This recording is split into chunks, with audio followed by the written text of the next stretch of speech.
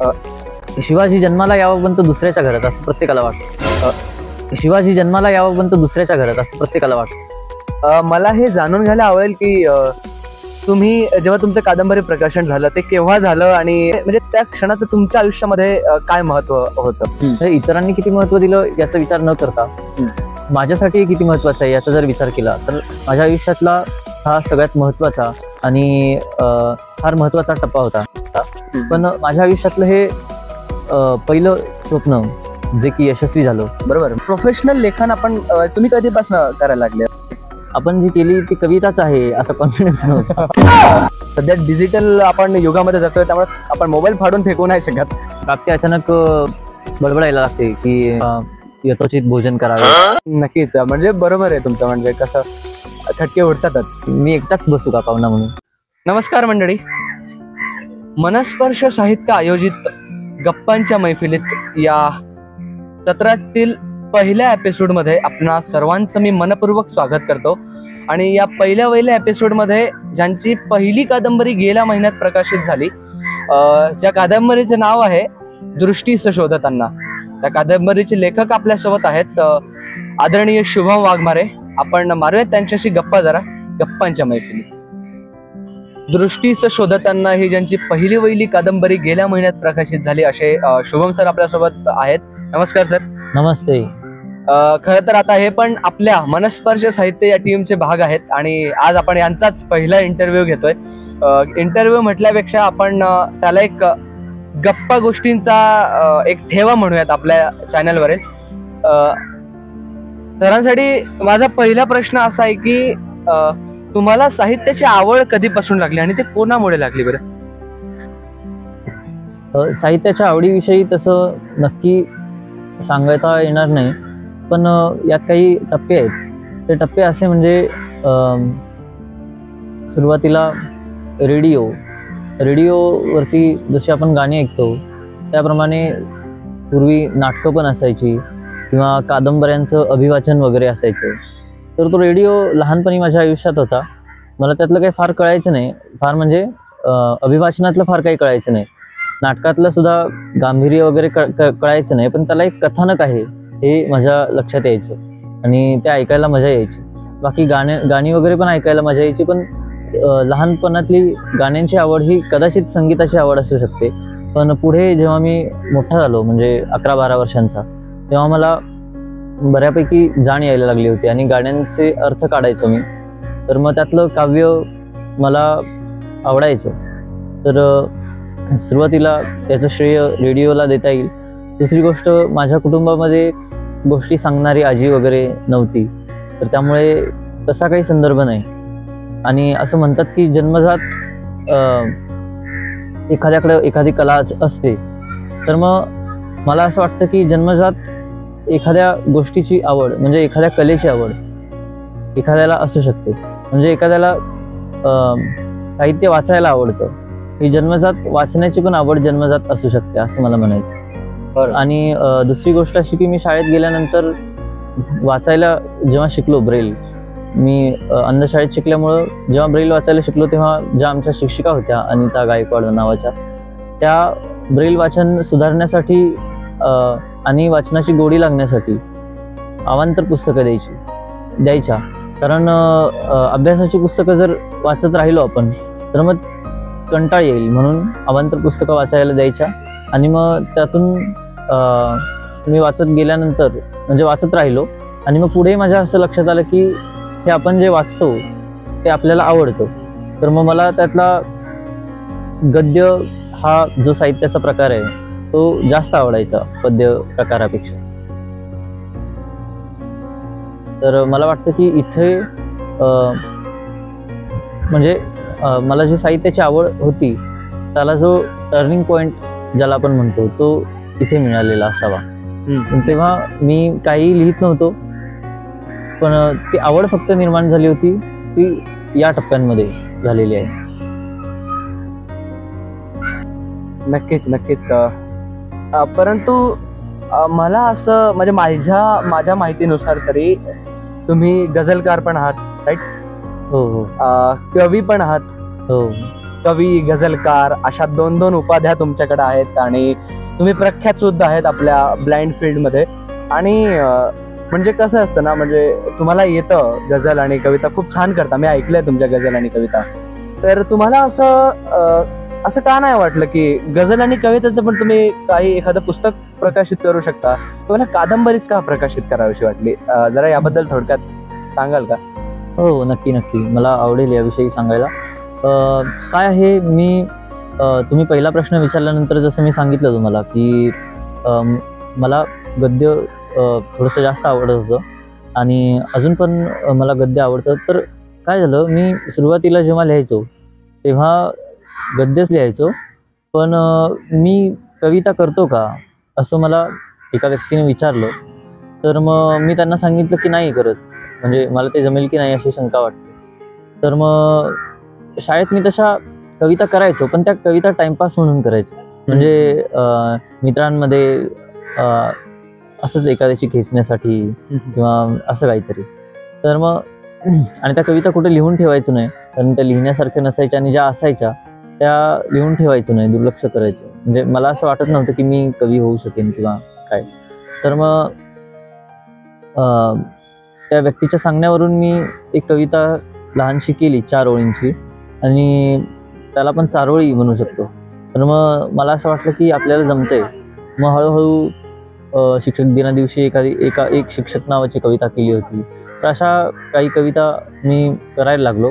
त्याच्यानंतर लॉकडाऊनच्या काळात बऱ्याच ठिकाणी म्हणजे बरेच ग्रुप मला आले होते, त्यातून गझलचा एक ग्रुप मिळाला. तर ते यमक वगैरे बघून मला असं वाटलं की आपल्याला हे आवडतंय गझल वगैरे. तर मग मी गझल सदृश्य एक कविता केली आणि ती मोठमोठ्या म्हणजे जे चांगले गझलकार होते त्यांना पाठवली त्या ग्रुपमधल्या.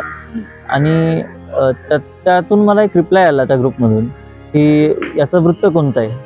वृत्त कोणतं आहे म्हटल्यावर मला त्या प्रश्नाचा अर्थच कळला नाही, कारण मी जिथपर्यंत शिकलो होतो तिथपर्यंत वृत्त म्हणजे काय हे मला कोणी शिकवलंच नव्हतं. कारण शालेय अभ्यासक्रमात तर वृत्त हा प्रकारच नव्हता. बरोबर. तर मग मी त्यांना विचारलं वृत्त म्हणजे काय. तर मग त्यांनी मला एक PDF पाठवून दिली सुरेश भटांची, गझलेची बाराखडी नावाची. त्यातून मला कळलं नाही. मग नंतर मला माझा असा संपर्क आला गझल लिहिणाऱ्या व्यक्तींशी, त्यापैकी एक जयेश दादा. तर मला वृत्त वगैरे त्यांनी समजावून सांगितलं आणि मी गझल लिहायला लागलो. पण आपण जर माझ्या साहित्यावरती नजर टाकली तर असं लक्षात येतं की पद्यपेक्षा गद्य हा साहित्य प्रकार मी जास्त हाताळलेला आहे.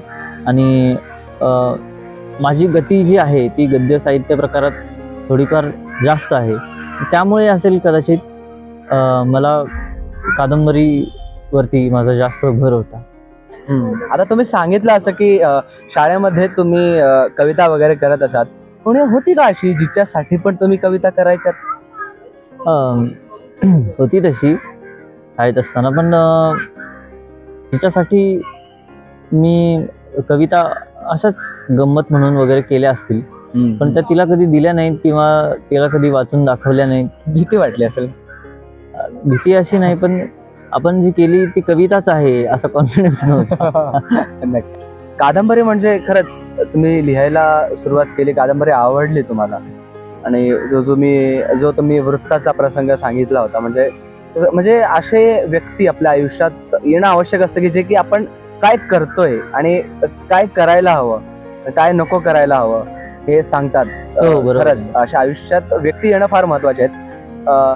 मला एक प्रश्न पडला होता असंच येता इकडे की तुम्ही कादंबरी लिहिली आहे, पण ती तुम्ही सुरुवात कधी केली होती लिहायला, आणि म्हणजे कुठे आणि कशी नेमकी? मी कॉलेजला म्हणून पुण्यामध्ये होतो. 2019ला माझं FY BAचं वर्ष सुरू होतं आणि 2020ला लॉकडाऊन पडलं.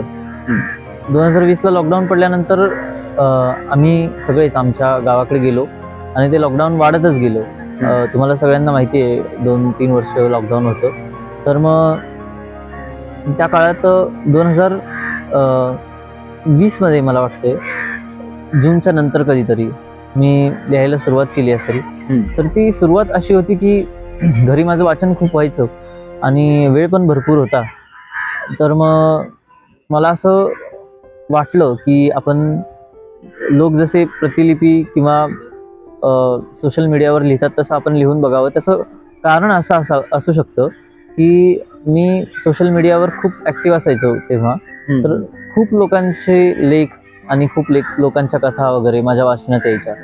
तर त्या लेखांना किंवा कथांना असे काही संदर्भ नव्हते की हा लेख या पुस्तकातला आहे, ही कथा या पुस्तकातली आहे.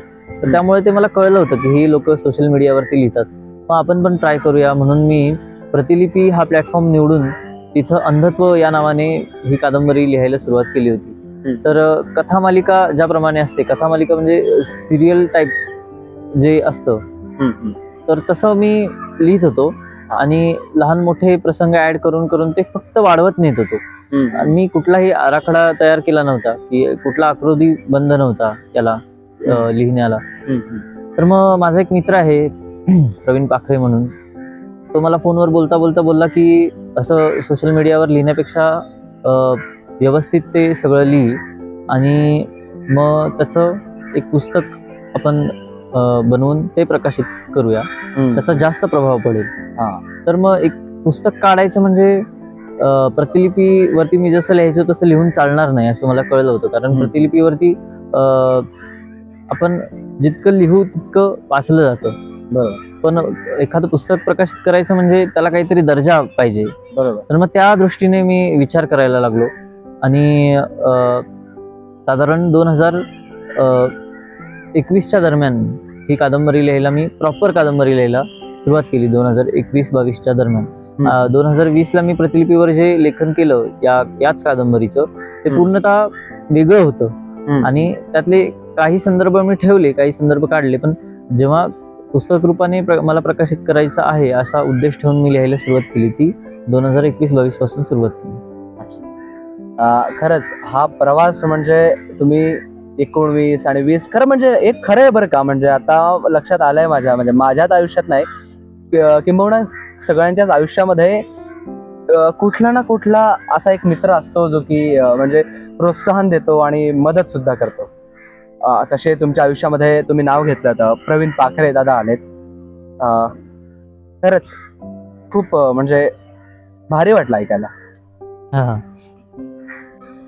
तुम्ही जेव्हा कादंबरी लिहित होता तर तेव्हा तुम्हाला म्हणजे काय अशा अडचणी म्हणजे आल्यात का? हो. हा, मग त्या अडचणी म्हणजे कशा होत्या, म्हणजे कशा प्रकारच्या होत्या आणि त्यावर तुम्ही मात कशी केली?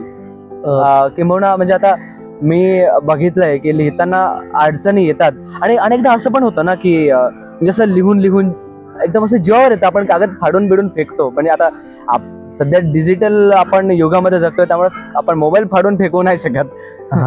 परंतु जेव्हा लिहायचो मी ब्रेलमध्ये, मी पण लिहितो बरं का, जेव्हा लिहायचो मी तेव्हा ब्रेलची खूप सारी कागद अशी डेस्क मध्ये टाकून त्याचं काय चिवडा बिवडा खायचो त्यावर. पण तुम्ही कसं लिहित होतात आणि काय अडचणी आल्यात आणि कशा प्रकारच्या अडचणी आल्यात आणि त्यावर तुम्ही मात कशी केली? खरं तर स्वतःच्या साहित्यावरती चिवडा वगैरे खाण्याचा प्रसंग माझ्यावर आला नाही, पण तो आला असता तर ती एक आठवण म्हणून मला आनंद झाला असता. पण माझं पूर्ण सगळं डिजिटलवरती लेखन झालेलं आहे, म्हणजे मोबाईल आणि कम्प्युटर वगैरे या सगळ्या गोष्टी. तेव्हा माझ्याकडे कम्प्युटर नव्हता, मी मोबाईलवरतीच लिहायचो. तर ती गोष्ट अशी आहे, सुरुवातीला पुस्तक रूपाने कादंबरी लिहायची म्हटलं तर मग मला पहिला पडलेला प्रश्न असा की आपण कादंबरी लिहायची किती मोठी आणि ती लोकांना बोर नाही झाली पाहिजे, म्हणजे लोक वाचून वाचून किती वाचणार. तर मग माझा एक मित्र आहे कोल्हापूरचा, दीपक पवार नावाचा, तो काही साहित्य क्षेत्रात वगैरे नाही, पण मग मला माहिती नाही, मी त्याला त्याच्याशी बोलता बोलता ही अडचण त्याला सांगितली की असं आहे, मला असं वाटतंय. तर तो म्हणला की असं काही नसतं, तू किती मोठं लिहिलंस तरी तुझा कंटेंट चांगला असेल तर ते लोक वाचणारच. आता हॅरी पॉटर्सची जी सिरीज आहे ती खूप मोठी आहे, पण तरी ती भरपूर लोकप्रिय आहे. तर त्यामुळे मला त्याने असं सांगितलं की कंटेंटवरचा जो प्रभाव आहे लोकांना आकर्षित करून घेण्याचा, तो कायम राहिला पाहिजे, त्यामुळे लोक बोर नाही होणार. तर मग मी त्या दृष्टीने विचार केला. मग ही पहिली अडचण माझी सॉल्व्ह झाली. दुसरी अडचण अशी होती की तेव्हा माझ्याकडे लॅपटॉप कम्प्युटर असं काही नव्हतं आणि माझ्याकडे मोबाईल होता आणि मोबाईलवरती मी व्हॉइस टायपिंग करून लिहायचो. या बाबतीत मी माझ्या मनोगतात पण लिहिलेलं आहे कादंबरीच्या. बरोबर. म्हणजे व्हॉइस टायपिंग करायचो पण तिथे नको तिथे कुठेतरी स्पेस सुटायचा किंवा मग अक्षर उलटी सुलटी म्हणजे जो शब्द हवाय तो टाईप नाही व्हायचा. हा बरोबर. म्हणजे मला राजेंद्र लिहायचं आहे तर तिथं वाजेंद्र किंवा गाजेंद्र असं त्याला जे ऐकू जाईल ते टाईप व्हायचं. नंतर मग ते मला एडिट करायला लागायचं. आता तुम्हाला माहिती आहे ब्लाइंड व्यक्ती स्क्रीन रीडरचा वापर करतात आणि मग डोळस लोक काय करतात की त्यांना जिथं एडिट करायचं आहे तिथं स्क्रीनवरती असं बोट दाबून धरतात आणि त्या अक्षरा कशी कर्सर नेऊन सोडून देतात, मग ते एडिट करतात. पण आपलं ब्लाइंड लोकांना तसं नाही करता येत. त्यांना word by word, character by character किंवा लाईन बाय लाईन असा कर्सर इकडे तिकडे फिरवायला लागतो. आणि मग तसं करताना खूप मोठं लिहिलं मी आणि ते एडिटिंग करायला घेतलं की मग 2-3 दिवसात हात दुखायला लागला माझा ते एडिटिंग करून करून. तर मग मी ठरवलं की हे फारच अवघड दिसते, फिजिकल कीबोर्ड वापरून काही करता आलं तर बघितलं पाहिजे. तर मग त्या काळात स्वलेखनचं जे ॲप आहे निवांत अंधमुक्त विकासालयाने निर्माण केलेलं त्याविषयी मी ऐकून होतो. तर ते मी इन्स्टॉल केलं, एक फिजिकल कीबोर्ड आणला आणि त्यातून मराठी टायपिंग शिकलो. मराठी टायपिंग शिकल्यानंतर थोडंफार माझं कम्प्युटर कॉलेजमध्ये झालेलं होतं त्यामुळे एडिटिंग वगैरेचा भाग मला थोडासा येत होता. तर मग ती अडचण एक सॉल्व्ह झाली आणि त्या निमित्ताने मी मराठी टायपिंग शिकू शकलो आणि व्हॉइस टायपिंग पूर्णपणे बंद करून टाकलं. आणि मग त्या काळात कादंबरी मी लिहित असल्यामुळं माझी स्पीड बऱ्यापैकी वाढली. आणि आता प्रश्न असा आला की म्हणजे मी जेव्हा व्हॉइस टायपिंग करायचो तेव्हा मला उकार किंवा वेलांटी कुठली वापरायची हे सगळं जाणून घेण्याची गरज नव्हती. बरोबर. पण टायपिंग करायला लागल्यापासून ती गरज वाटायला लागली. आणि चिन्हांविषयी सुद्धा मला माहिती नव्हतं. म्हणजे चिन्ह ब्रेलमध्ये असतात पण त्याकडे मी लक्ष दिलं नव्हतं शाळेत असेपर्यंत, कारण या क्षेत्रात आपण उतरू अशी मला माहिती म्हणजे मला अशी कल्पनाच आली नव्हती की मी स्वतः या क्षेत्रात उतरेन म्हणून. तर मग माझी एक मैत्रीण आहे सोनल म्हणून, तर तिच्याशी बोलून कुठली चिन्ह कुठं द्यायचे असतात वगैरे हे सगळं ती मला ऑनलाईन म्हणजे एखाद्या चॅटमध्ये वगैरे ते सगळं उदाहरणासाठी एखादं वाक्य घ्यायची, मग त्याला ते चिन्ह लावून मला पाठवायची. मग मी ते कॅरेक्टर बाय कॅरेक्टर वाचून बघायचो की कुठलं चिन्ह दिलंय. त्यातून बऱ्यापैकी मी ते आत्मसात करू शकलो, असं म्हणता येणार नाही की 100% करू शकलो.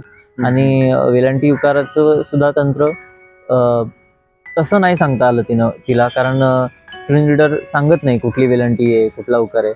ते माझ्याशी बोलून मला फोनवरती सांगितलं तिने आणि मग पुढचा प्रवास माझा कादंबरी लिहिण्याचा सुरू झाला. आणि बाकी तुम्ही जे म्हणालात की आपण काहीतरी लिहितो मग ती कागद फाडून टाकतो, हे बरोबर आहे तुमचं.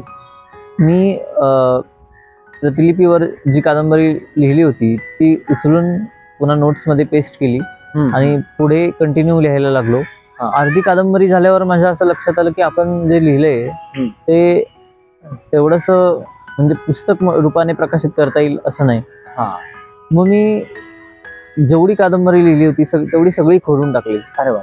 आणि मग त्याचा एक आकृतीबंध तयार केला की कुठला प्रसंग आपल्याला कुठं टाकता येईल आणि मग त्याप्रमाणे काहीतरी जबरदस्त सुरुवात करता यावी अशा याच्यात मग तो जो नायक आहे प्रणव कादंबरीतला तो एक स्वप्न बघताना मी दाखवलेला आहे आणि ती सुरुवात जी मी केली ती फारच मला स्वतःला फार आवडली. मी पण वाचली, म्हणजे खूप मस्त सुरुवात होते ती, धक्क्याने त्याला जाग येते आणि सगळं अशी एकंदरीत लिहिण्यामध्ये आलेल्या अडचणी अशा पद्धतीच्या आहेत. मात केली बरं का तुम्ही, म्हणजे फार ऐकायला गोड वाटलं की तुमच्या आयुष्यात तो क्षण आला नाही. म्हणजे खरंच काय आठवणी असतात ना त्या, म्हणजे आपण लिहितो आणि मग ते जमलं नाही किंवा ब्रेन मध्ये एखादा टिंब आपल्याला ल लिहायचा असेल तर कधी कधी व पडतो, तर कधी काय बाणाचा न पडतो. असं होतं कधी कधी. म्हणजे मी लिहायचो तेव्हा बऱ्याचदा व्हायचं आणि जेव्हा ब्रेलरवर म्हणजे असं काही लिहायचं म्हटलं तर मग ते जरा वेगळेच त्याचे प्रॉब्लेम्स असायचे. म्हणजे बरं वाटलं जरा तुमचे प्रॉब्लेम्स ऐकून, म्हणजे डिजिटल प्रॉब्लेम्स म्हणून आहे की नाही. हो हो नक्की नक्की. त्यानंतर असं की तुम्ही कॉलेजमध्ये होतात, तुम्ही सांगितलं मगाशी की हो. साधारणतः 21-22 मध्ये तुम्ही सुरुवात केली नाही का. हो हो तर तेव्हा कॉलेजचं पण असं खूप प्रेशर असेल ना, म्हणजे त्यांचे काय दिलेले असाइनमेंट्स वगैरे असतील हो होत्या होत्या. हा, मग त्या सगळ्या मॅनेज करत करत कादंबरीला वेळ देत देत तुम्ही म्हणजे कसं ते सांभाळलं. तशी कॉलेजच्या फार अडचणी आल्या नाही, कारण जेव्हा मी कादंबरीची सुरुवात लिहित होतो तेव्हा सगळे वाट बघत होते की कधी लॉकडाऊन संपतंय आणि कधी पूर्वीसारखं कॉलेज सुरू होते. जेव्हा मी कादंबरीच्या मध्यावरती आलो तेव्हा सगळ्यांनी आशा सोडून दिली होती की आता काही लवकर सुरू होणार नाही कॉलेज वगैरे, तर मग आपलं काय ते बघितलं पाहिजे. तर मग जेव्हा अशी वेळ यायची कॉलेजच्या एक्झाम आणि मग असाइनमेंट्स वगैरे, तेव्हा मग माझी लिंक तुटायची, कारण त्याचं लेखन सोडून द्यायला लागायचं कादंबरीची. आणि दुसरी गोष्ट अशी होती की कादंबरी लिहित असताना वाचनाला मी फार वेळ द्यायचो. म्हणजे कादंबरी लिहायला दिवसातून अख्खा दिवस द्यायचो, आणि अख्खा दिवस म्हणजे त्यात खूप वेळा ते लिहायचं वाक्य, मग त्याची रचना नाही आवडली की ते खोडून टाकायचं, मग परत त्याच प्रसंगाला तेच वाक्य कसं जोडता येईल याचा विचार करायचा, हे सगळं. आणि मध्ये मध्ये कॉल्स वगैरे पण यायचे मित्रांचे मैत्रिणींचे, ते यासाठी की हेच कॉलेजमध्ये या प्रोजेक्टचं काय झालं, त्या असाइनमेंटचं काय झालं, किंवा कधी कधी हा सेल लागलाय मग ही वस्तू घ्यायची का, असं काहीतरी. तर यात पण थोडासा वेळ जायचा, पण दिवसभर घरी शक्यतो कोणी नसायचं, कारण मी खेडेगावात राहत असल्यामुळं तिथं काही लॉकडाऊनचा फार परिणाम झाला होता असं काही नाही, त्यामुळे लोक कामाला वगैरे जायचे शेतात वगैरे. पण कधी कधी बऱ्याचदा असं होतं ना की जेव्हा लिंक तुटते तेव्हा पुढे काय लिहायचं सुचतच नाही, म्हणजे असं त्याचं व्यवस्थित ते लिंक लागत नाही म्हणू आपण त्याला, की ते त्या पुढचं काही त्याला लॉजिकच लागत नाही. म्हणजे मी तरी जेव्हा बसतो लिहायला काही सोडून जेव्हा बसतो तेव्हा काही लॉजिकच लागत नाही माझं. हो, तसे प्रसंग माझ्या पण आयुष्यात आले. म्हणजे कसं की परीक्षा वगैरे असली की मला ते परीक्षेचा मटेरियल अभ्यास जो काही असेल तो ऐकायला लागायचा, मग असाइनमेंटसाठी पॉइंट नोट्स करायला लागायचे, मग त्या असाइनमेंट्स मी टाईप करून सबमिट करायचो. अशा सगळ्या गोष्टी होत्या. पण हे सगळं करता करता कादंबरीचं लिहिणं किंवा अवांतर वाचन मी सुरूच ठेवलं. आणि ॲडमिशनची वगैरे जी प्रोसेस होती त्यासाठी मला पुण्यात येणं जाणं ठेवायला लागलं. तर तेव्हा लिंक फार काळ तुटली होती कादंबरीसोबतची.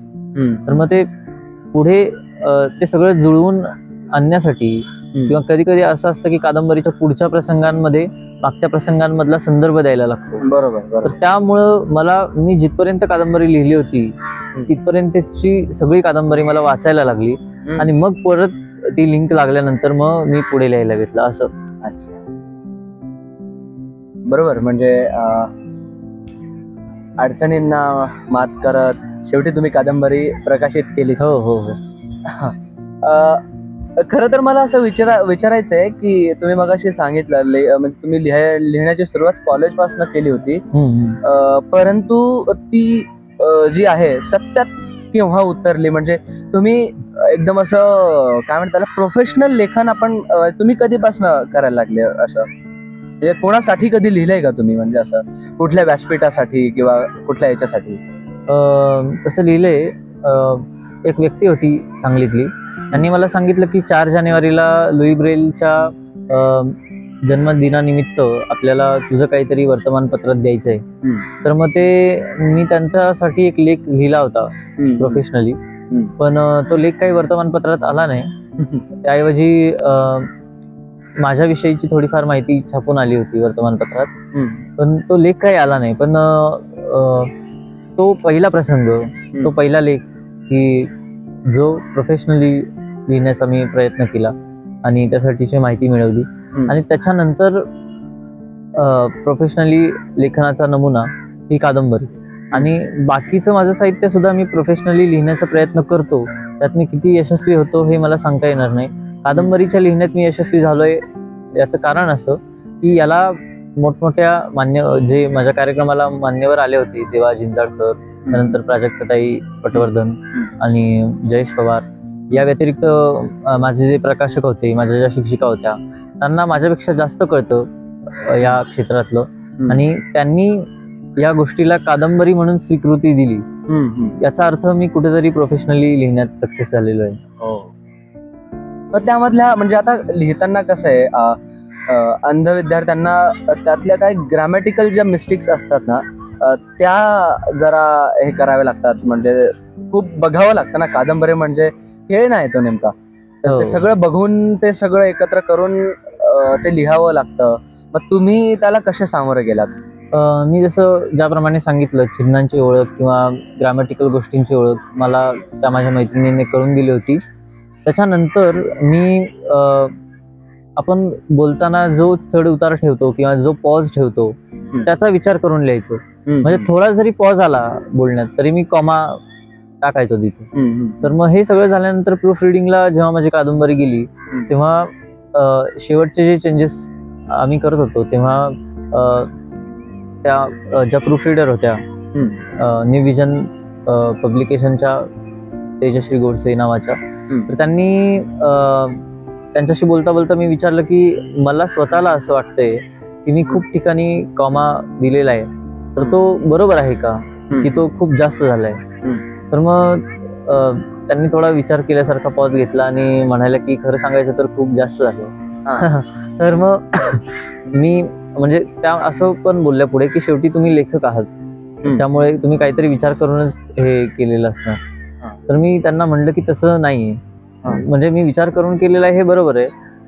मी त्यांना सांगितलं की मी ब्लाइंड आहे आणि मी जितकी ब्रेल पुस्तकं वाचली तितक्या ब्रेल पुस्तकांमध्ये चिन्ह किंवा कॉमा होते, पण त्याच्याकडे मी लक्ष दिलं नाही बरं तेव्हा जेव्हा माझं ब्रेल वाचन असायचं तेव्हा. आणि आता मी बोलताना आपण पॉज कुठे कुठे घेतो याचा विचार करून कॉमा दिलेला आहे आणि जिथे आपण फार कमी पॉज घेतो त्या ठिकाणी पण माझ्याकडून कॉमा चुकून दिलेला आहे. तुम्ही हा जो विचार करताय की मी खूप बारकावे हे करून केलंय, कॉमा दिलेले, तर ते तुम्ही काढून टाकू शकता, मी तसे अधिकार तुम्हाला देतो. त्यानंतर त्यांनी असं सांगितलं की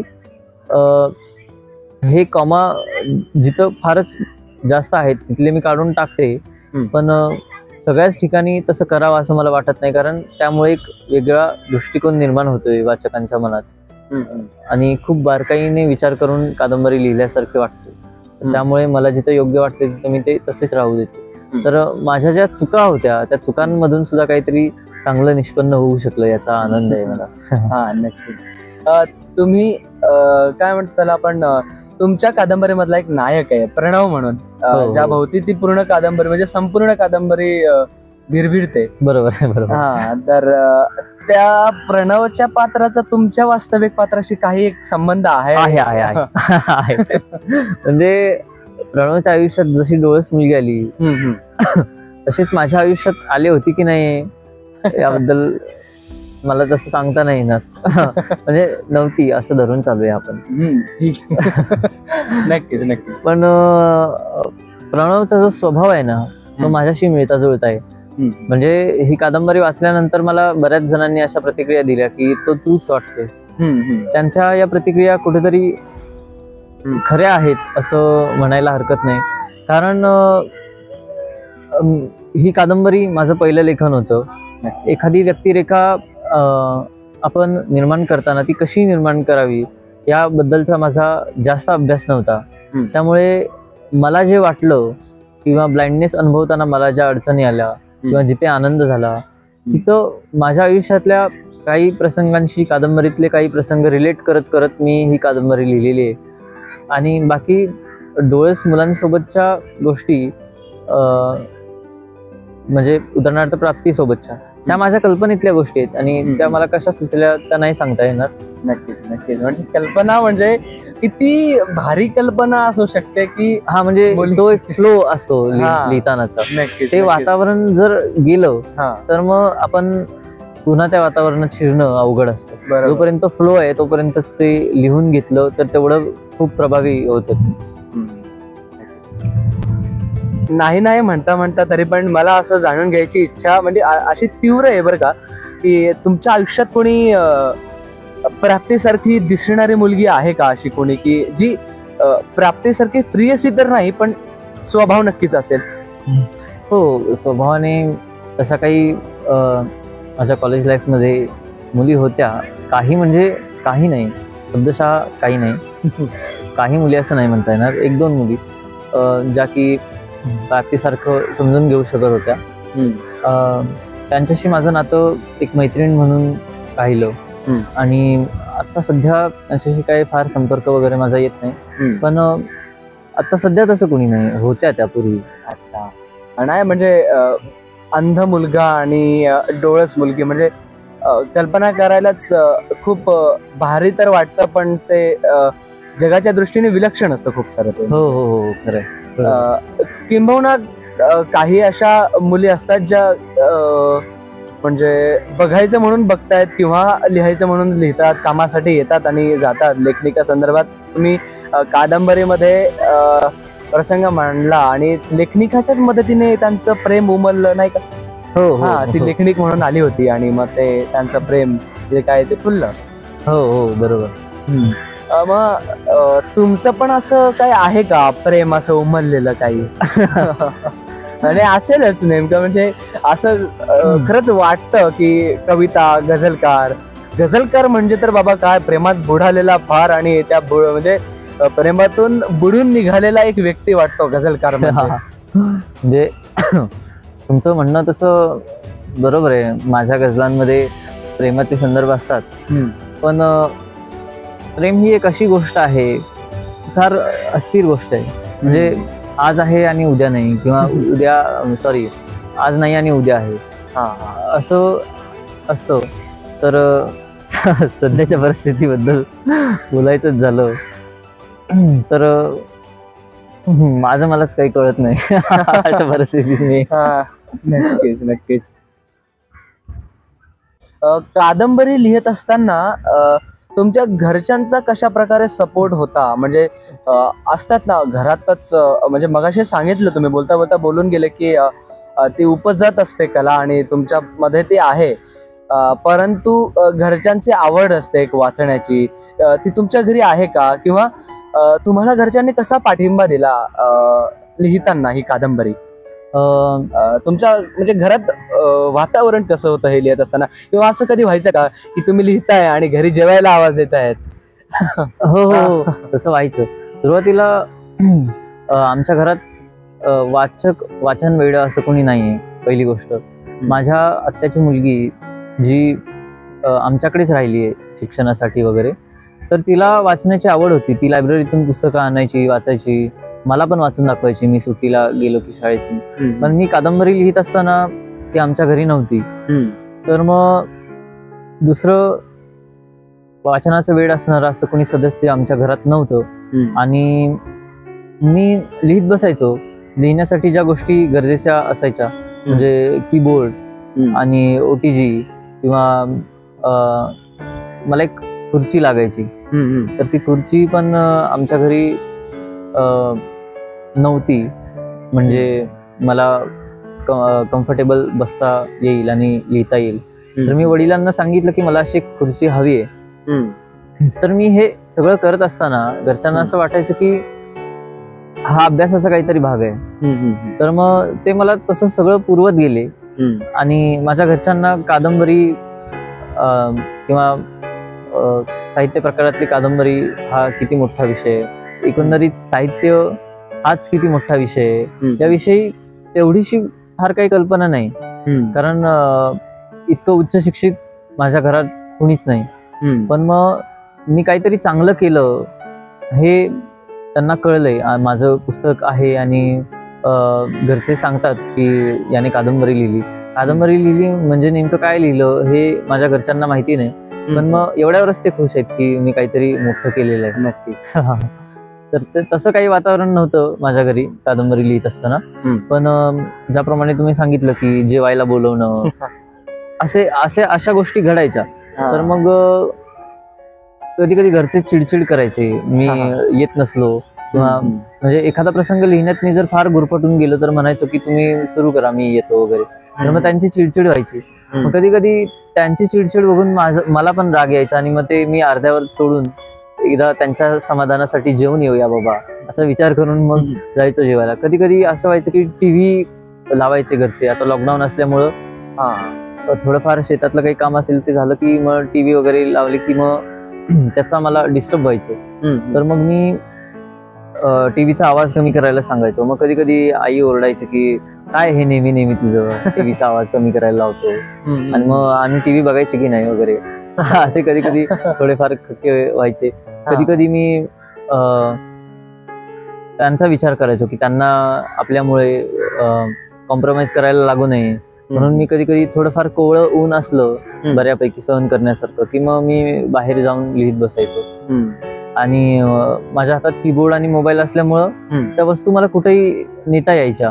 आणि ते काही गरजेचं नव्हतं टेबलवर ठेवणं किंवा काय, मला कुठेही बसून लिहिणं शक्य होतं. तर मग मी तसं ऍडजस्ट करून ती कादंबरी पूर्ण केलेली.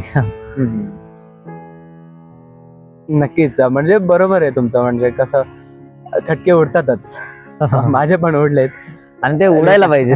नक्कीच नक्कीच. तुमची कादंबरी वाचताना मला असं लक्षात आलं की रमेश म्हणून पात्र आहे तुमच्या एक म्हणजे कादंबरीमध्ये.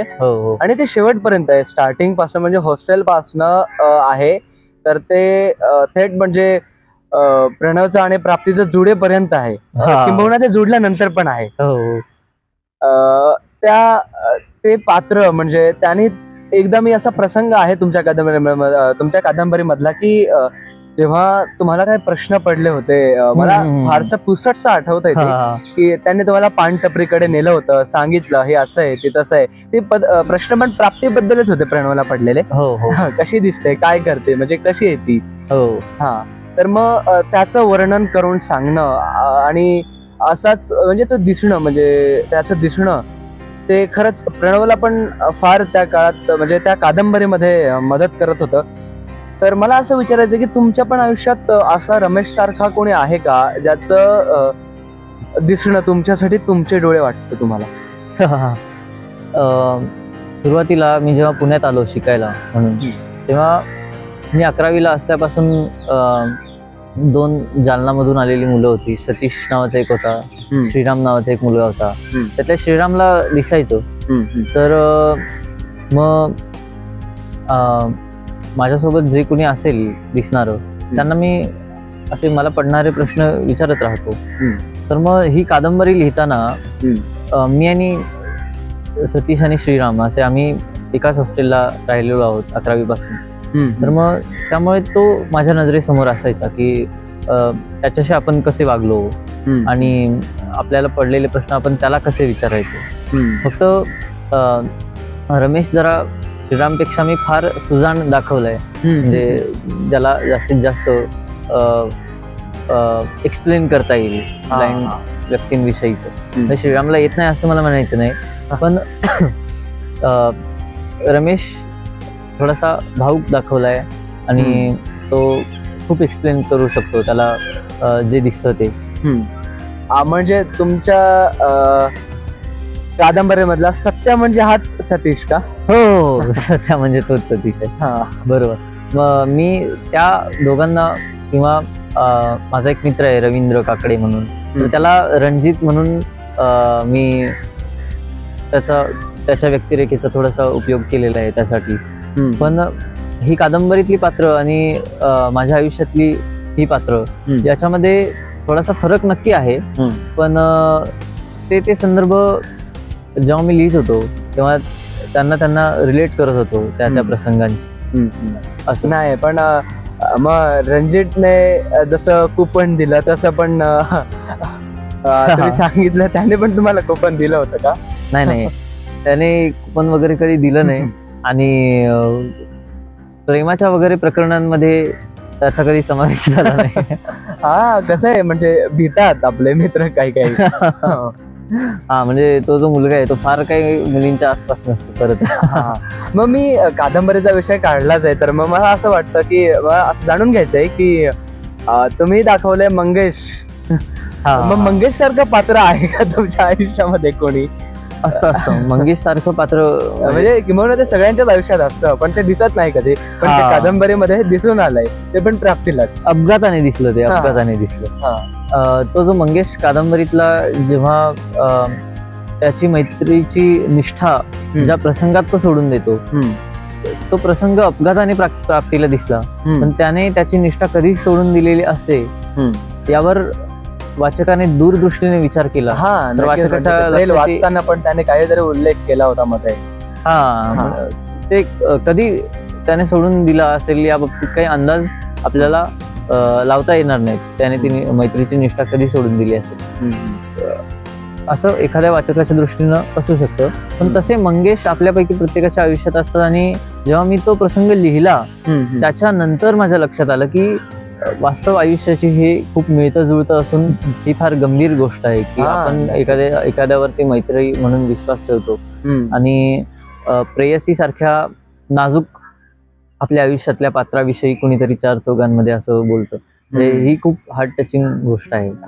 म्हणजे दुर्दैव हे किंवा ते आपलंच दुर्दैव म्हणायचं आपण. ते असे मित्र असतात आपल्याला, पण असतात असे लोक, काही असायला पाहिजे. मला हे जाणून घ्यायला आवडेल की तुम्ही जेव्हा तुमचं कादंबरी प्रकाशन झालं ते केव्हा झालं आणि त्या क्षणामध्ये म्हणजे त्या क्षणाचं तुमच्या आयुष्यामध्ये काय महत्व होतं? जसं की मी सांगितलं, प्रवीण पाखरेंनी मला सांगितलं होतं की तू पुस्तक रूपाने कादंबरी प्रकाशित कर. त्यानंतर म्हणजे हे त्याने एकदा सांगितलं, पण त्यानंतर आमचा कधी विषय नाही झाला. पण माझ्या आयुष्यातलं हे पहिलं स्वप्न जे की यशस्वी झालं आणि ज्या स्वप्नाला मी माझ्या पर्सनल आयुष्यात फार महत्व दिलं होतं. म्हणजे इतरांनी किती महत्व दिलं याचा विचार न करता माझ्यासाठी किती महत्वाचं आहे याचा जर विचार केला तर माझ्या आयुष्यातला हा सगळ्यात महत्वाचा आणि फार महत्वाचा टप्पा होता. आणि माझ्या कादंबरीचं प्रकाशन 28 सप्टेंबर 2025 ला झालं. तर तेव्हा माझ्यासोबत मनस्पर्शाची पूर्ण टीम होती सगळं नियोजन बघायला. आणि शाळेतला मित्र होता प्रवीण पाखरे. आणि जेव्हा पाहुणे आले आणि माझ्या कार्यक्रमाला सुरुवात झाली तेव्हापासून माझं मन अगदी भरून यायला सुरुवात झाली. ते भरून येण्याचं कारण असं की एखाद्या गोष्टीसाठी आपण खूप दिवस धडपडतो आहोत आणि त्या धडपडीनंतर आपल्याला जे यश येतं ते यश बघितल्यानंतर मागचा जो प्रवास जो असतो आपला तो आठवतो. आणि तो माझा प्रवास असा होता की हे सगळं व्याकरणाच्या वगैरे मी गोष्टी सांगितल्या. त्यानंतर मी ते सगळं एडिट खूप वेळा वाचून एडिट केलं, लक्ष देऊन. आणि घरच्यांशी माझे कसे खटके उडायचे हे मी तुम्हाला सांगितलं. त्याच्यानंतर ची जी पायरी होती ती प्रकाशक शोधण्याची पायरी होती. सुरुवातीला माझा प्रयत्न असा होता की खूप चांगलं प्रकाशन जे नावारूपाला फार आलेलं आहे असं प्रकाशन आपण शोधायचं. तर मग मी तशा काही प्रकाशन जे होते चांगले ज्यांनी जे खूप प्रसिद्ध आहेत अशा प्रकाशकांना कॉन्टॅक्ट केला. आणि मला माहिती नाही मी नवीन लेखक आहे म्हणून की काय, बरेच प्रकाशक मला असे सांगायचे की आमच्याकडे सध्या खूप काम आहे आणि तुम्ही नंतर कधीतरी कॉन्टॅक्ट करा. असं करता 2-3 वर्ष मध्ये गेले. आणि मग मला या गोष्टींचा कंटाळा आला की प्रकाशकांना सारखे फोन करायचे, मग ते आपल्याला टाळणार. आणि मग मला असं वाटायला लागलं की शेवटी मी संदीप तापकीर म्हणून एक प्रकाशक आहेत त्यांच्याकडे गेलो. त्यांनी मला अशा प्रकारचं कुठलंही कारण दिलं नाही आणि माझी कादंबरी स्वीकारण्याची तयारी दाखवली. पण मग फायनान्शियली गोष्टींमुळं ते जुळून आलं नाही त्यांच्या प्रकाशनासोबत. कारण त्यांना माझं मार्केटिंग वगैरे पण करायचं होतं आणि त्यासाठी जो खर्च येणार होता तो भरपूर होता आणि तो खर्च ते एकटेच मॅनेज नव्हते करू शकत.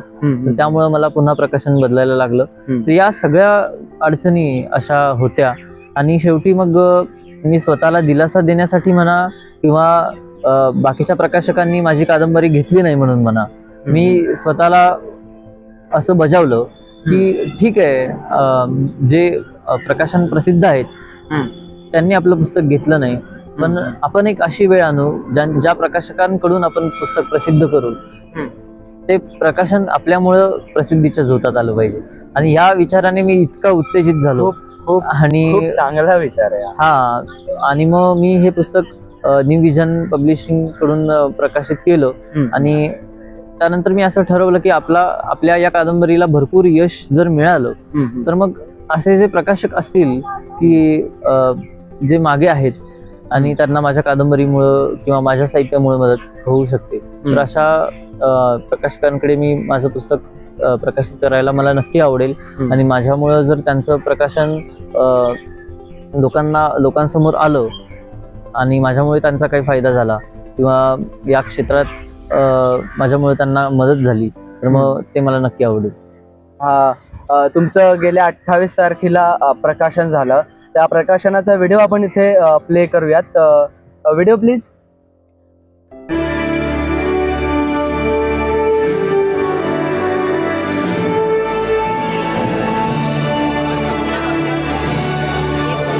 खरं तर खूप अवघड प्रवासानंतर याने कादंबरी लिहिली, म्हणजे लिहायला केव्हा घेतली आणि ती पार कधी पडली, याचा खरंच खूप मोठा प्रवास आहे.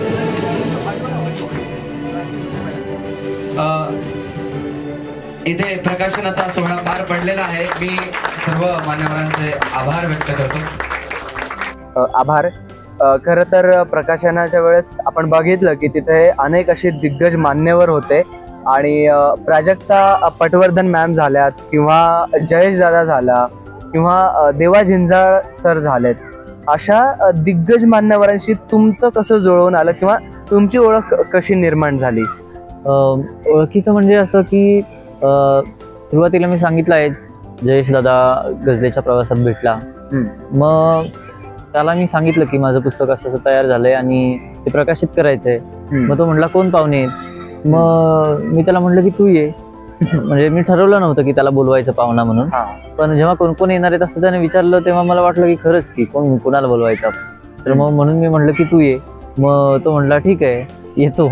आणि मी एकटाच बसू का पाहुणा म्हणून? मी म्हटलं अरे बाकीचे बघायला लागतील आपल्याला. मग तो म्हटला प्राजक्ताताईंना जर वेळ असेल तर मग त्या येऊ शकतील. मग मी म्हटलं अरे नक्की, मला आनंद होईल त्यांना बोलवलं असतं. मग तो म्हटला की बोलवतो. मग प्राजक्ताताई येईपर्यंत माझा प्राजक्ताताईंशी काही संबंध म्हणजे संपर्क नव्हता असं म्हणायचं मला.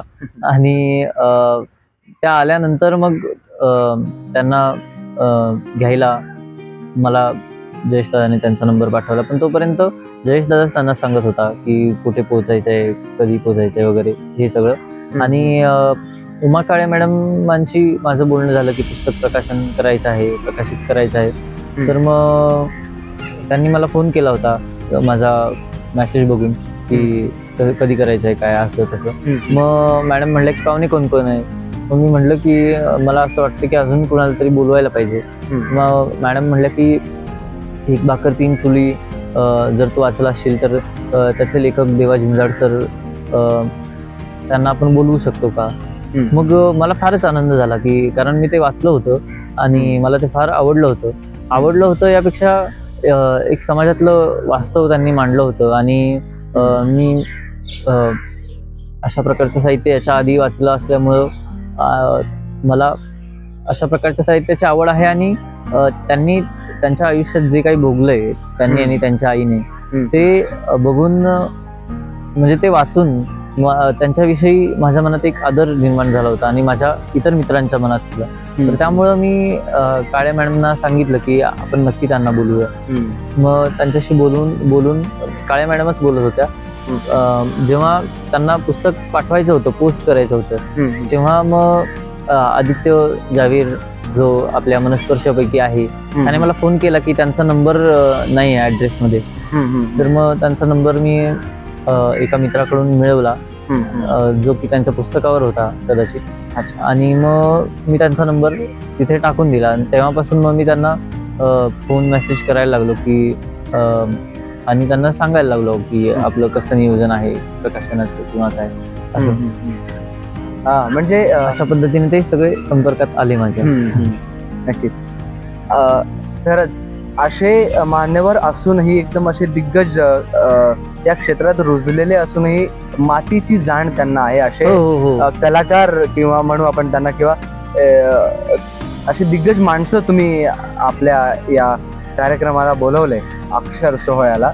तर खरंच म्हणजे आणि त्यामध्ये मला असं म्हणजे मी होतो तिथे तेव्हा कळलं की अण्णाभाऊ साठेंची प्रतिमा आणि अंधांचे आराध्य दैवत लुईस ब्रेल यांच्या प्रतिमेचं पूजन झालं. खर तर अण्णाभाऊ साठे यांच्या प्रतिमेचं पूजन सहसा मी कुठल्या कार्यक्रमामध्ये बघत नाही. तर त्या कार्यक्रमामध्ये मी पहिल्यांदाच अण्णाभाऊ साठे यांच्या प्रतिमेचं पूजन बघितलं. तर म्हणजे मन भरून सुद्धा आलं आणि अनेक प्रश्नांची सुद्धा दाटणी झाली माझ्या हृदयामध्ये की नेमकं काय उद्देश असावा की अण्णाभाऊ साठेंचा हा फोटो तिथे तुम्ही त्या फोटोंना हार घालावा किंवा त्या प्रतिमेचं पूजन करावं. तुम्ही हा प्रश्न विचारला फारच छान झालं. मान्यवर सुद्धा याविषयी बोलताना असं बोलले होते की शिवाजी जन्माला यावं पण तो दुसऱ्याच्या घरात असं प्रत्येकाला वाटतं. म्हणजे असा कार्यक्रम कोणी घेतला तर मग जे असे साहित्यिक असतात की ज्यांची नेहमी पूजा केली जाते अशा साहित्यिकांना त्यांचा फोटो पूजन केलं जातं. पण हा विचार सुरुवातीला नव्हता की आपण अण्णाभाऊ साठेंना म्हणजे वेगळ्या कोणाला तरी त्यांचा फोटो ठेवतोय पूजायला. कारण मला हे माहिती नव्हतं की अण्णाभाऊ साठेंचा फोटो कधी ठेवलाच जात नसतो अशा कार्यक्रमांना. हे जेव्हा मला कार्यक्रमाच्या मध्ये जेव्हा मान्यवर असं बोलले त्यांच्या भाषणात की हा एक वेगळा विचार होता तेव्हा मला कळलं की आपण काहीतरी वेगळं केलेलं आहे. पण माझ्या ज्या शिक्षिका आहेत उमा काळे मॅडम त्यांनी बोलता बोलता मला विचारलं होतं की प्रतिमा कोणाची ठेवायची. तर मग तेव्हा त्यांनी असं सांगितलं होतं की आपण काहीतरी वेगळं केलं पाहिजे. लोक जे करतात तेच आपण करायचं नाही. बरोबर. आपण काहीतरी वेगळं केलं पाहिजे. आणि त्यामुळे माझ्या सगळ्या मित्रांना असं वाटलं की अण्णाभाऊ साठेंना आपण यासाठी ठेवावं. त्यांचं साहित्य खूप आहे. त्यांनी प्रत्येक साहित्य प्रकार हाताळला. म्हणजे पोवाडे लिहिले, कविता लिहिल्या, कथा लिहिल्या, ग्रामीण कथा लिहिल्या, शहरी कथा लिहिल्या, कादंबऱ्या लिहिल्या.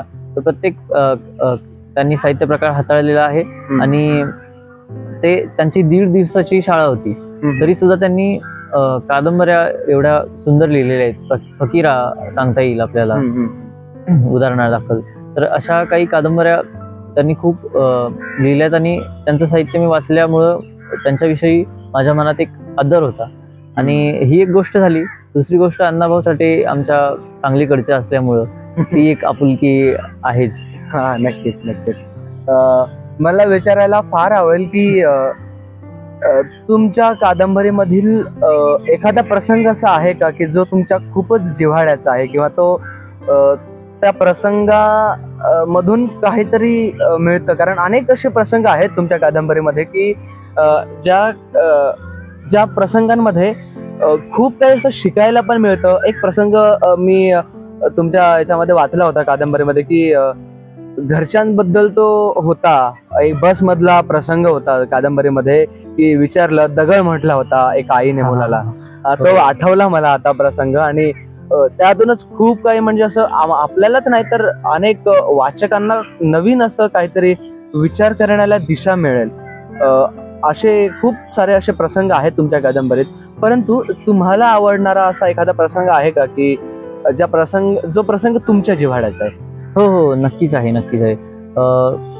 एकदा त्या कादंबरीत असा प्रसंग आहे की प्राप्ती, प्रणव आणि त्यांना भेटलेली 2 लहान मुलं ते जेव्हा समुद्र बघायला जातात तेव्हा प्राप्ती आणि प्रणव समुद्रात थांबलेले असतात आणि एकमेकांशी बोलत असतात. तेव्हा अरुण आणि अर्णव नावाची जी 2 मुलं असतात ती मुलं किल्ला बनवत असतात. तर तो किल्ला तयार होतो, त्याचा बुरुज सुद्धा तयार होतो. आणि प्राप्ती प्रणवला म्हणते की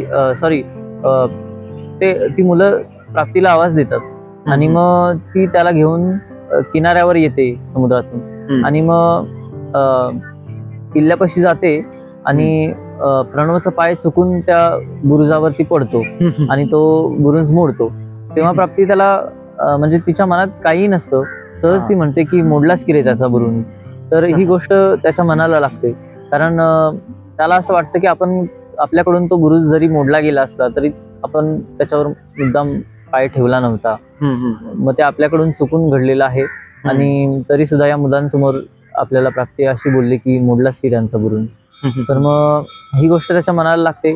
तर हे मला वाचकांना यासाठी हा प्रसंग दाखवावा असा वाटतो की जे अंध लोक असतात त्यांच्या आयुष्यात असे प्रसंग बऱ्याच वेळेला येतात. म्हणजे त्यांच्याकडून ब्लाइंडनेसमुळे काहीतरी घडतं चुकून आणि ते त्यानं मुद्दाम केलं असावं किंवा त्या गोष्टीचा म्हणजे एखाद्या ब्लाइंड मुलाकडून एखाद्या सायटेड व्यक्तीचं नुकसान झालं तर ते इतके पटकन त्या व्यक्तीवर रागावतात कधी कधी की आपल्या रागावण्यानंतर त्या व्यक्तीच्या मनात काय विचार येईल याचा त्यांच्या मनात विचार येत नाही.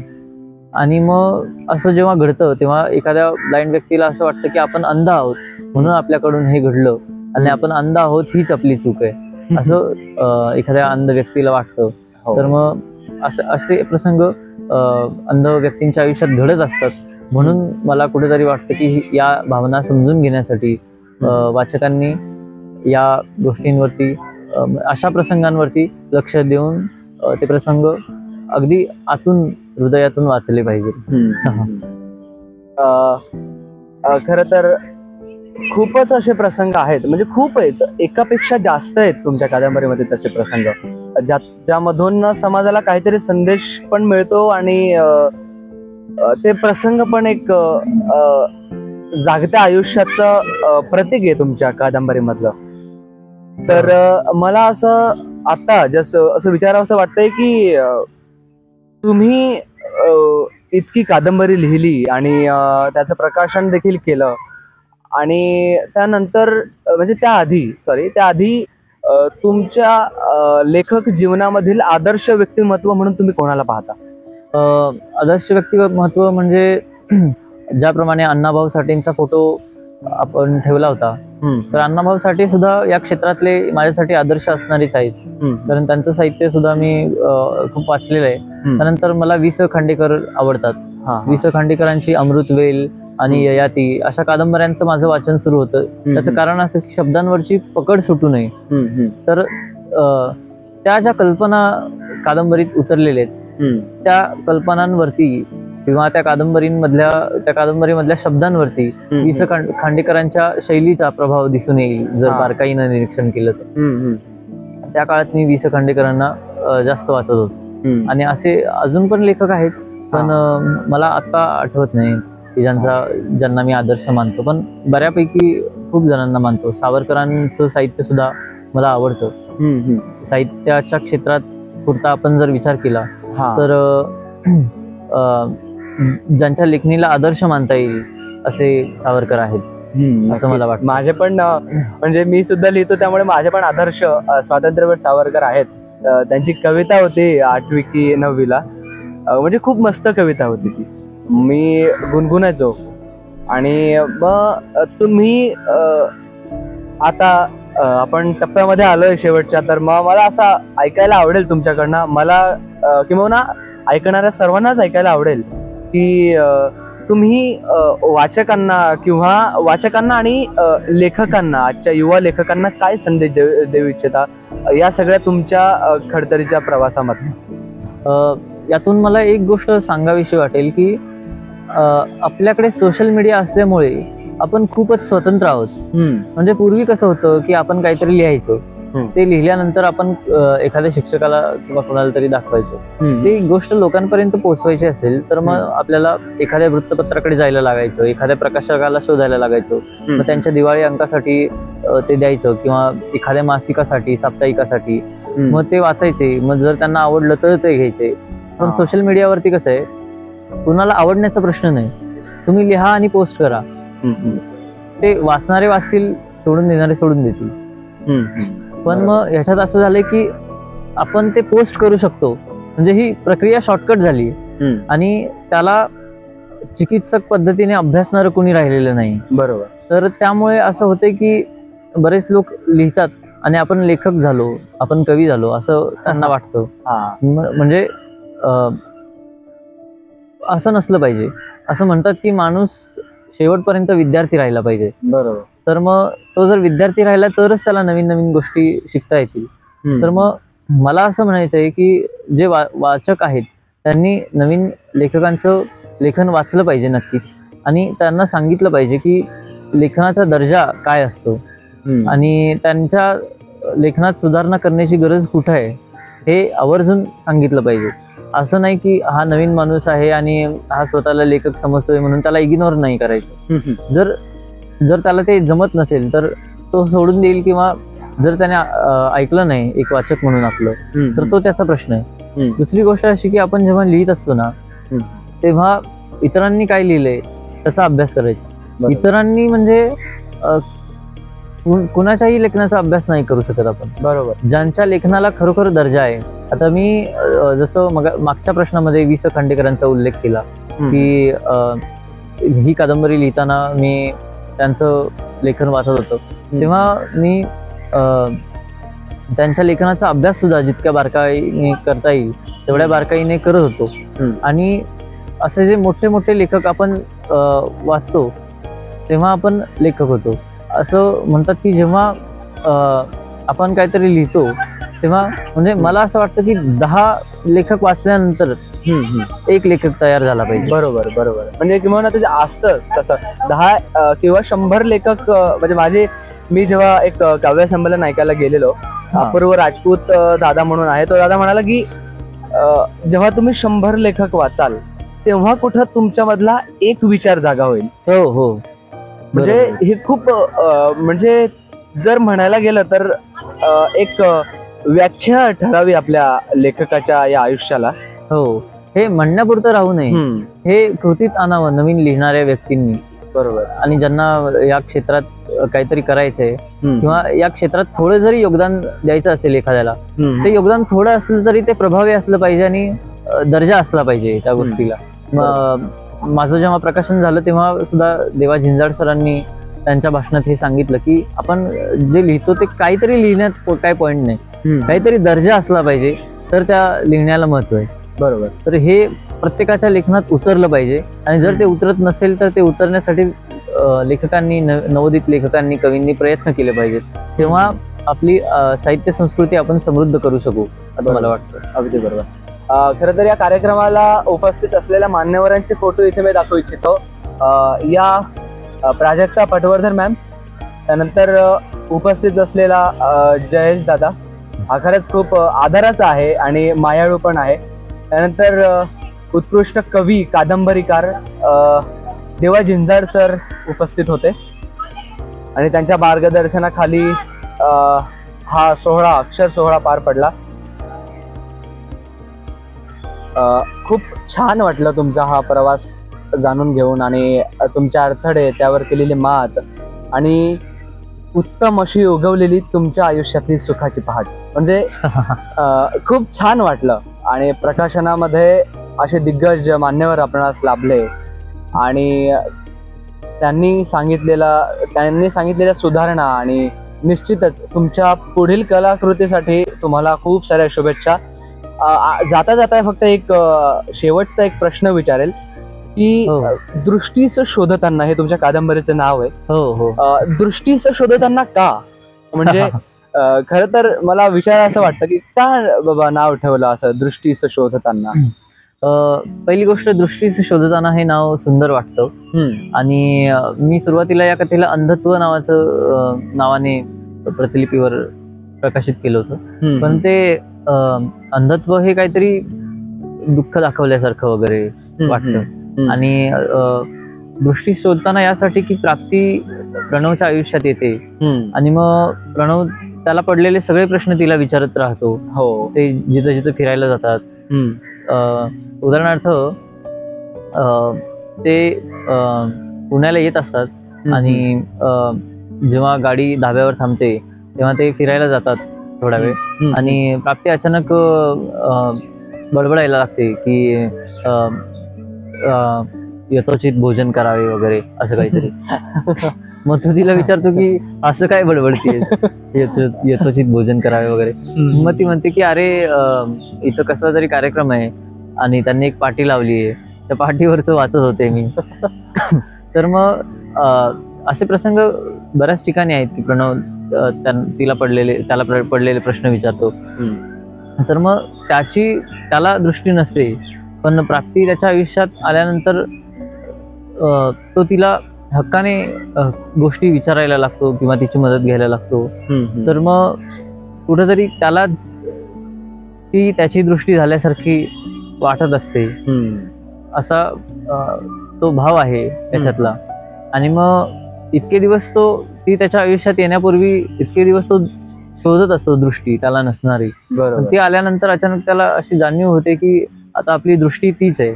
बरोबर. पण मग त्याचा जो प्रवास असतो ती मिळेपर्यंतचा, तो दृष्टी शोधताना असा असतो. आणि दृष्टी शोधल्यानंतर ती त्याच्या आयुष्यात असते.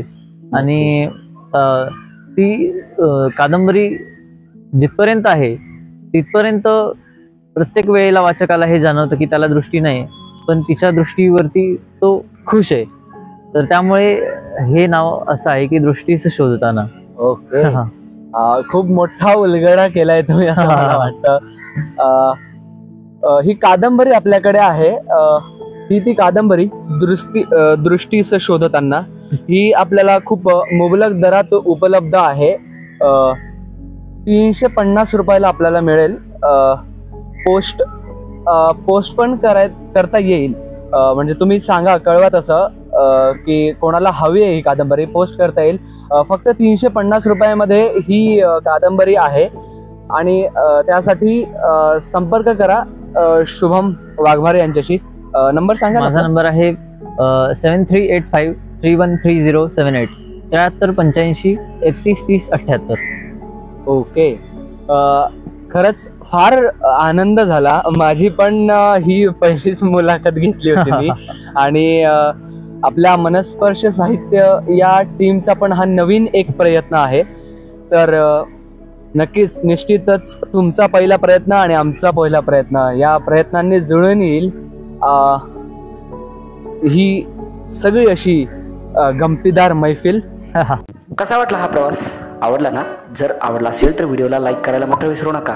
आणि हो, हा व्हिडिओ इतरत्र शेअर करायला मात्र विसरू नका बरं का, कारण ती जबाबदारी तुमच्यावरतीच आहे. हा व्हिडिओ इतरत्र शेअर करा, जेणेकरून कित्येक लोकांना यामधून नवीन काहीतरी प्रेरणा भेटेल. चला तर मग पुन्हा भेटू एका नवीन प्रयत्नासह. तोपर्यंत स्वस्त रहा, मस्त रहा. आणि हो, मनस्पर्श साहित्य यूट्यूब चॅनलला सबस्क्राईब करायला मात्र विसरू नका.